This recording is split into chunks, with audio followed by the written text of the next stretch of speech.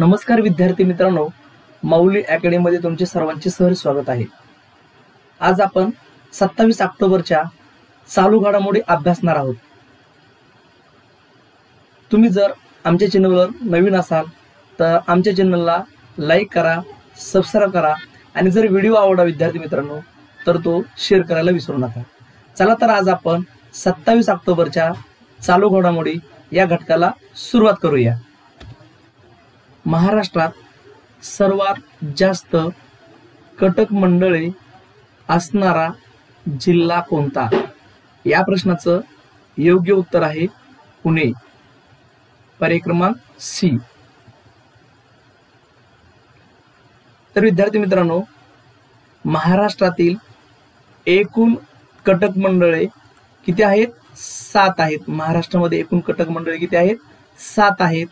तर आपल्या भारत देशात एकूण कटक मंडळे किती आहेत? 61। म्हणजे भारतामध्ये एकूण 61 कटक मंडळे आहेत। पुणे जिल्ह्यातील कटक मंडळे आपण पाहूया कोणकोणते आहेत पुणे जिल्ह्यामध्ये। एक आहे देहूरोड बघा, दुसरं कटक मंडळ आहे खडकी आणि त्याच्यानंतर कोण आहे? पुणे। म्हणजे पुणे जिल्ह्यामध्ये एकूण 3 कटक मंडळे आहेत। आजच्या या घटकातील पहिला प्रश्न, मेजर ध्यानचंद खेलरत्न पुरस्काराची रोख रक्कम किती आहे किंवा हा पुरस्कार कुणाला दिला गेला, असे बरेच वेगवेगळ्या प्रकारचे याच्यामध्ये प्रश्न आपल्याला विचारले जाऊ शकतात। तर या प्रश्नाचं योग्य उत्तर आहे 25 लाख रुपये। म्हणजेच पर्याय क्रमांक बी, मेजर ध्यानचंद खेलरत्न पुरस्काराची एकूण रक्कम आहे 25 लाख रुपये। तर बघा, भारतातील क्रीडा क्षेत्रात दिला जाणारा सर्वोच्च किंवा सर्वात मोठा पुरस्कार कोणता आहे? मेजर ध्यानचंद पुरस्कार किंवा खेलरत्न पुरस्कार आहे। त्याचबरोबर मेजर ध्यानचंद पुरस्कार किंवा या पुरस्काराची सुरुवात 1992 मध्ये झाली होती।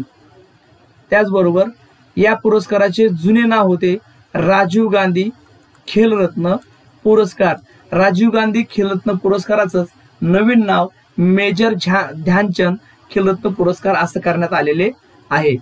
तर या पुरस्कार किंवा या पुरस्काराचा पहिला मानकरी होता विश्वनाथ आनंद। विश्वनाथ आनंद हा बुद्धिबळ या खेळाशी संबंधित आहे। त्याचबरोबर 2022 मध्ये अंचता शरद कमल यांना 2022 चा मेजर ध्यानचंद खेलरत्न पुरस्कार देण्यात आलेला आहे आणि त्या आहेत टेबल टेनिस या खेळाशी संबंधित। त्याचबरोबर राष्ट्रीय क्रीडा दिवस, मेजर ध्यानचंद यांचा जन्मदिवस राष्ट्रीय क्रीडा दिवस म्हणून भारतामध्ये साजरा केला जातो। त्यांना हॉकीचे जादूगर असे देखील म्हटले जाते। 29 ऑगस्ट मेजर ध्यानचंद यांचा जन्मदिवस, 29 ऑगस्ट। पुढील प्रश्न, महाराष्ट्राच्या 2020-21च्या आर्थिक पाहणीनुसार महाराष्ट्राची ग्रामीण भागातील किती टक्के लोकसंख्या दारिद्र्य रेषेखालील आहे? खूप महत्त्वाचा प्रश्न आहे। तर या प्रश्नाचं योग्य उत्तर आहे 24.2% लोक दारिद्र्य रेषेखालील आहेत 2020-21च्या आर्थिक पाहणीनुसार। पुढील प्रश्न, भारताच्या 2011च्या जनगणनेनुसार भारतातील लोकसंख्येच्या सुमारे टिंबटिंब म्हणजेच 1.5% लोकसंख्या झोपडपट्टीतील आहे। तर या प्रश्नाचं योग्य उत्तर आहे पर्याय क्रमांक डी, म्हणजेच 18.1% लोकसंख्या ही कशातील आहे? झोपडपट्टीतील, म्हणजेच ग्रामीण भागातील लोकसंख्या आहे। झोपडपट्टीतील लोकसंख्या आहे 18.1% लोकसंख्या।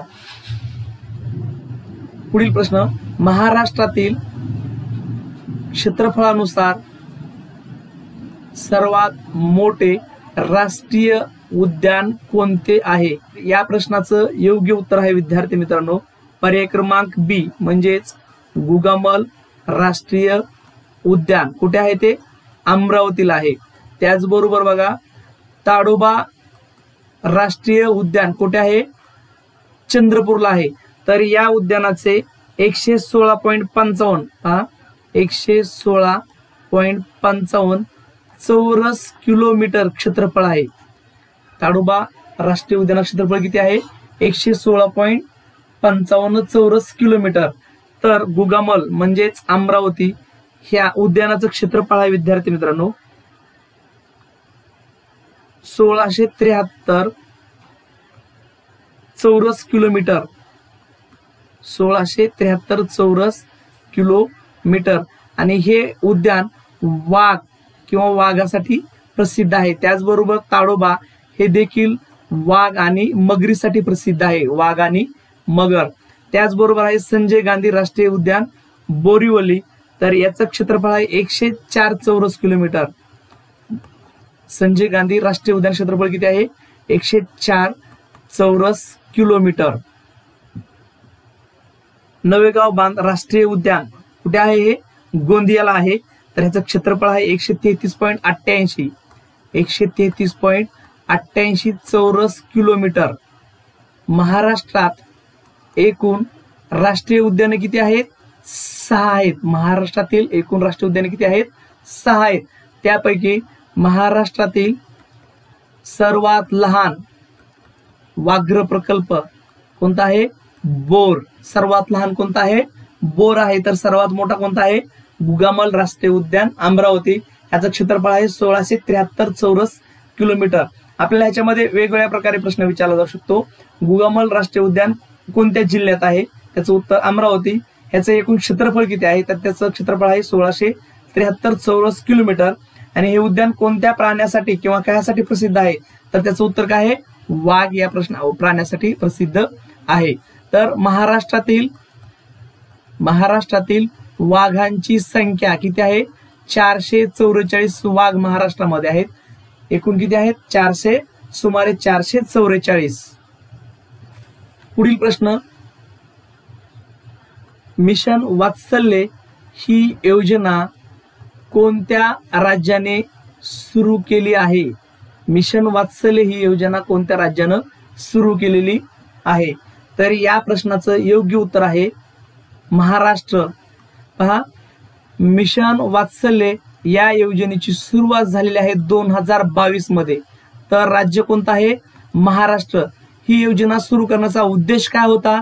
तर कोविड-19 मध्ये ज्या महिलांनी आपले पती गमावले आहेत किंवा ज्यांचं निधन झालेलं ज्या पतींचं आहेत त्या महिलांना आधार देण्यासाठी महाराष्ट्र शासनाने मिशन वात्सल्य ही योजना सुरू केलेली आहे. आणि ती कधी सुरू केली आहे? 2022 मध्ये. भारतीय वनस्पती सर्वेक्षणाचे मुख्यालय कोठे आहे? बघा, तर या प्रश्नाचं योग्य उत्तर आहे पर्याय क्रमांक सी, कोलकाता. भारतीय वनस्पती सर्वेक्षणाचं मुख्यालय आहे कोलकाता, म्हणजे पर्याय क्रमांक सी. तर याची स्थापना झालेली आहे 1890 मध्ये. याची स्थापना कधी झालेली? 1890 मध्ये. पुढील प्रश्न, खालीलपैकी कोणत्या शिखराला महाराष्ट्राचे एव्हरेस्ट म्हणून ओळखले जाते? महाराष्ट्राचे एव्हरेस्ट म्हणून ओळखले जाते. तर या प्रश्नाचं योग्य उत्तर आहे पर्याय क्रमांक सी, कळसुबाई. कळसुबाई या शिखराला महाराष्ट्राचं काय म्हटलं जातं? एव्हरेस्ट म्हणलं जातं. म्हणजेच पर्याय क्रमांक सी हे आपलं उत्तर असेल. कळसुबाई शिखराची एकूण उंची किती आहे? 1646 मीटर. तर महाराष्ट्रातील सर्वात उंच शिखर कोणतं आहे? कळसुबाई. तर या शिखराचं ठिकाण म्हणजे स्थान कुठे आहे? तालुका अकोले, जिल्हा अहमदनगर. बऱ्याच वेळेस आपल्याला आता जिल्ह्याऐवजी तालुके विचारतात, म्हणून कळसुबाई हे सर्वोच्च शिखर कोणत्या तालुक्यात आहे? अहमदनगर जिल्ह्यातील अकोले या तालुक्यामध्ये आढळते किंवा आहे. तर सालेर 1567 ह्याची काय आहे? उंची आहे 1567. हे महाराष्ट्रातील दुसऱ्या क्रमांकाचं शिखर आहे. सालेर, जिल्हा नाशिक मध्ये. तर महाराष्ट्रातील दुसऱ्या क्रमांकाचे शिखर कोणतं आहे? सालेर. जिल्हा कोणता आहे? नाशिक. तर पुढील पहा, अस्तंबा. अस्तंबा हे पण शिखर आहे. त्याची एकूण उंची आहे 1325 किलोमीटर. म्हणजेच हे कोणत्या जिल्ह्यात येते? नंदुरबार जिल्ह्यात येते. आणि हे शिखर आहे सातपुडा. सातपुडा या पर्वत रांगेमधील सर्वोच्च शिखर आहे. सातपुडा मधील सर्वोच्च शिखर कोणतं? अस्तंबा. त्याचबरोबर तोरणमाळ हे पठार आहे. लक्षात असू द्या, तोरणमाळ हे काय आहे? तोरणमाळ हे छोटं पठार आहे. तोरणमाळ हे तोरणमाळ पण कुठे आहे? नंदुरबार या जिल्ह्यामध्ये आहे, किंवा नंदुरबार मधील थंड हवेचे ठिकाण तोरणमाळ आहे. बघा पुढील प्रश्न, कोणत्या वर्षी निवडणूक आयोग प्रथमच बहुसदस्यीय संस्था बनली आहे? बहुसदस्यीय म्हणजे एकापेक्षा जास्त. आता असे प्रश्न बऱ्याच वेळेस मागचे विचारले जातात आणि आपला गोंधळ होऊन जातो. त्यामुळे आपण या प्रश्नाची निवड केली. हा प्रश्न एक ठिकाणी विचारला देखील गेला आहे, कोणत्या वर्षी निवडणूक आयोग प्रथमच बहुसदस्यीय संस्था बनलेली आहे? तर या प्रश्नाचं उत्तर आहे पर्याय क्रमांक सी, म्हणजेच 1989 मध्ये निवडणूक आयोग एकापेक्षा जास्त सदस्य याच्यामध्ये होते. म्हणजेच 1989 मध्ये निवडणूक आयोग प्रथमच बहुसदस्यीय संस्था बनली आहे. तर भारतीय निवडणूक आयोग कलम 324 नुसार भारतीय निवडणूक आयोगाची स्थापना केलेली आहे. भारतीय राज्यघटनेतील कलम 324 नुसार निवडणूक आयोग स्थापना किंवा कधी स्थापन झालाय हा? तर 25 जानेवारी 1950 मध्ये निवडणूक आयोगाची स्थापना झालेली आहे. 25 जानेवारी 1950. सुरुवातीची सदस्य संख्या किती होती? 1 होती. पहा, सुरुवाती सदस्य संख्या किती होती? 1 होती. 1989 पासून निवडणूक आयोग हा बहुसदस्यीय संस्था बनली, म्हणजे एकापेक्षा जास्त. किती सदस्य झाले? 2 झाले. तर पहिले निवडणूक आयुक्त सुकुमार सेन हे होते. विद्यार्थी मित्रांनो, कोण होते? सुकुमार सेन. पहिले निवडणूक आयुक्त सुकुमार सेन. तर या पदावर आता कार्यरत आयुक्त आहेत राजीव कुमार. सध्या निवडणूक आयोगाचे आयुक्त कोण आहेत? राजीव कुमार आहेत. तर त्याचबरोबर राष्ट्रीय मतदार दिवस कधी साजरा केला जातो? 25 जानेवारी. कारण 25 जानेवारीला निवडणूक आयोगाची स्थापना झालेली आहे, म्हणून 25 जानेवारी हा दिवस राष्ट्रीय मतदार दिवस म्हणून साजरा केला जातो. पुढील प्रश्न, महाराष्ट्रातील आंतरराष्ट्रीय विमानतळाची संख्या किती? तर या प्रश्नाचं योग्य उत्तर आहे पर्याय क्रमांक सी, 5. महाराष्ट्रातील एकूण 5 विमानतळ कसे आहेत? आंतरराष्ट्रीय विमानतळ आहेत. तर यामध्ये छत्रपती शिवाजी महाराज आंतरराष्ट्रीय विमानतळ मुंबई कुठे आहे? छत्रपती आंतरराष्ट्रीय विमानतळ मुंबई येथे आहे. दुसरं विमानतळ आहे आंतरराष्ट्रीय डॉक्टर बाबासाहेब आंबेडकर आंतरराष्ट्रीय विमानतळ कुठे आहे? नागपूर. डॉक्टर बाबासाहेब आंबेडकरांची दीक्षाभूमी. त्याचबरोबर नाशिक आंतरराष्ट्रीय विमानतळ. त्याच्यानंतर पुणे आंतरराष्ट्रीय विमानतळ. त्याचबरोबर शिर्डी आंतरराष्ट्रीय विमानतळ. असे एकूण महाराष्ट्रामध्ये एकूण 5 आंतरराष्ट्रीय विमानतळ आहेत. किती आहेत? एकूण 5 आहेत. तर नवी मुंबई हे आंतरराष्ट्रीय विमानतळ कसं आहे? नियोजित. त्याचबरोबर नवीन पुणे हे देखील आंतरराष्ट्रीय विमानतळ नियोजित आहे. पुढील प्रश्न, भारताच्या 2011च्या जनगणनेनुसार महाराष्ट्रातील एकूण पुरुष लोकसंख्या किती? बराच वेळेस जनगणनेवर प्रत्येक परीक्षेला 1 किंवा 2 प्रश्न विचारले जातात. याचं उत्तर आहे पर्याय क्रमांक डी, म्हणजेच 582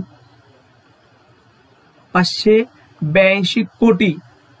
एकूण पुरुष लोकसंख्या किती आहे? 582 कोटी. तर पहा, महाराष्ट्रातील एकूण लोकसंख्या आहे 24 कोटी, त्यापैकी पुरुष लोकसंख्या आहे 5.82 कोटी, म्हणजेच पुरुषाचं प्रमाण आहे 51.8%. हे देखील लक्षात असू द्या, किती प्रमाण आहे 51.8%. तर महाराष्ट्रामध्ये स्त्री लोकसंख्या किंवा स्त्रियांची लोकसंख्या किती आहे 5.40 कोटी, तर स्त्रियांचं प्रमाण किती आहे 48.2%. तर महाराष्ट्रातील किंवा महाराष्ट्राचे स्त्री पुरुष प्रमाण किती आहे 929. तर भारत देशाचं म्हणजेच आपल्या भारताचं स्त्री पुरुष प्रमाण किती आहे 944 आहे. तर भारतात किंवा सर्वात जास्त लिंग गुणोत्तर असणारं भारतातील राज्य कोणतं आहे केरळ.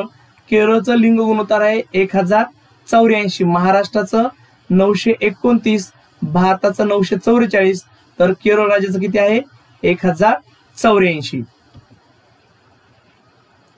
आपला पुढील प्रश्न आहे,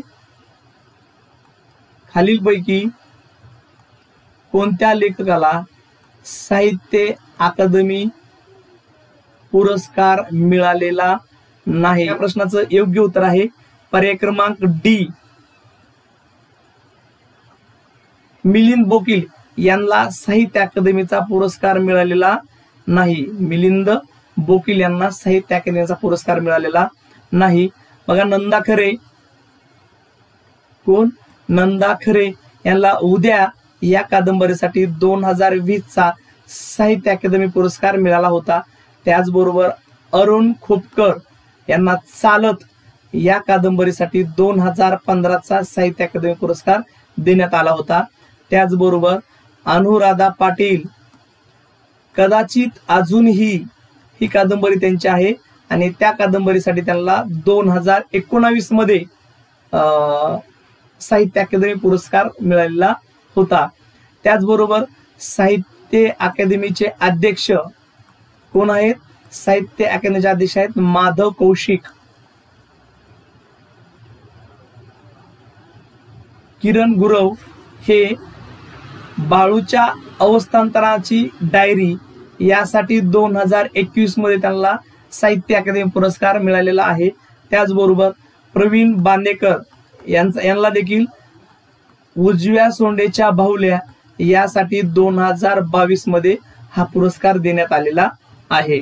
2021च्या 67व्या राष्ट्रीय चित्रपट पुरस्कारामध्ये खालीलपैकी कोणत्या मराठी चित्रपटाला सर्वोत्कृष्ट चित्रपट म्हणून घोषित केले आहे. बऱ्याच वेळेस मागचे प्रश्न विचारले जातात म्हणून आपण या प्रश्नाचा समावेश केलेला आहे. तर या प्रश्नाचं योग्य उत्तर आहे बार्डो. कोणता बार्डो, म्हणजे पर्याय क्रमांक डी या चित्रपटाला 2021चा राष्ट्रीय चित्रपट पुरस्कार म्हणून घोषित केलेले आहे. 2011च्या जनगणनेनुसार महाराष्ट्रातील कोणत्या जिल्ह्यात अनुसूचित जमातीच्या लोकसंख्येचे प्रमाण सर्वात कमी आहे.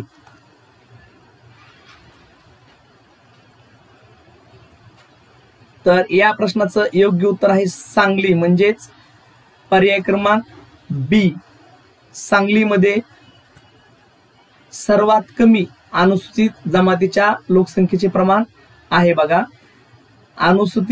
अनुसूचित जमातीची सर्वात कमी लोकसंख्या असणारा जिल्हा तो म्हणजे कोणता आहे सांगली, आणि लोकसंख्या आहे 0.65%. 0.65%. तर अनुसूचित जमातीची सर्वात जास्त लोकसंख्या असणारा जिल्हा कोणता आहे नंदुरबार. किती आहे 69.28%. 69.28% लोकसंख्या, म्हणजे नंदुरबार या जिल्ह्याला 100% आदिवासींचा जिल्हा असं देखील म्हटलं जातं, किंवा महाराष्ट्रातील सर्वात जास्त आदिवासी कुठे आहेत नंदुरबार या जिल्ह्यामध्ये आहेत. पुढील प्रश्न, सन 2022-23 या वर्षात भारतात सर्वाधिक FDI कुठून आला. तर या प्रश्नाचं योग्य उत्तर आहे सिंगापूर. कुठून आला? सिंगापूर येथून FDI आलेला आहे. याचं उत्तर आहे पर्याय क्रमांक बी. पुढील आणि शेवटचा प्रश्न, 2023 मध्ये रौप्य महोत्सव साजरा करणारी कुटुंबश्री ही योजना कोणत्या राज्याची आहे 2023 ची? तर या प्रश्नाचं योग्य उत्तर आहे पर्याय क्रमांक सी, केरळ. पर्याय क्रमांक सी काय आहे? केरळ. तर पहा, आपण काही योजनेची माहिती घेऊया. सबल योजना हिमाचल प्रदेश या राज्यामध्ये राबवली जाते, सबल योजना. त्याचबरोबर मुख्यमंत्री श्रमिक कल्याण योजना ही योजना राबवली जाते अरुणाचल प्रदेश या राज्यामध्ये. त्याचबरोबर मुख्यमंत्री लाडली बहन आवास योजना तर ही राबवली जाते मध्य प्रदेश या राज्यामध्ये. त्याचबरोबर बघा, ही फार नोट करून घ्या, भारतीय सेनेचे माजी सैनिक तसेच किंवा भारतीय सेनेमधील माजी सैनिक तसेच शहीद जवानांच्या कुटुंबाच्या कल्याणासाठी जी योजना असते ती किंवा जी योजना आहे तिला नाव काय दिलेलं आहे? प्रोजेक्ट नमन योजना. काय नाव दिलेलं आहे? प्रोजेक्ट नमन योजना. हे भारतीय सेनेचे माजी सैनिक किंवा शहीद जवान यांच्या कुटुंबाच्या कल्याणासाठी प्रोजेक्ट नमन ही योजना राबवली जात आहे. उद्याच्या सरावासाठीचा महत्वाचा प्रश्न आहे, सैनी म्हणजेच सौराष्ट्र नर्मदा अवतरण इरिगेशन ही योजना कोणत्या राज्यामध्ये सुरू केलेली आहे? तर या प्रश्नाचं उत्तर कमेंट बॉक्समध्ये टाईप करा. तर विद्यार्थी मित्रांनो, तुम्हाला व्हिडिओ कसा वाटला? व्हिडिओ आवडला असेल तर व्हिडिओ शेअर करा आणि आतापर्यंत जर आमच्या चॅनलला सबस्क्राईब केलं असेल तर व्हिडिओला सबस्क्राईब करायला विसरू नका. पुन्हा भेटूया उद्याच्या एका नव्या व्हिडिओमध्ये किंवा नवीन प्रश्न घेऊन. तोपर्यंत बाय, धन्यवाद.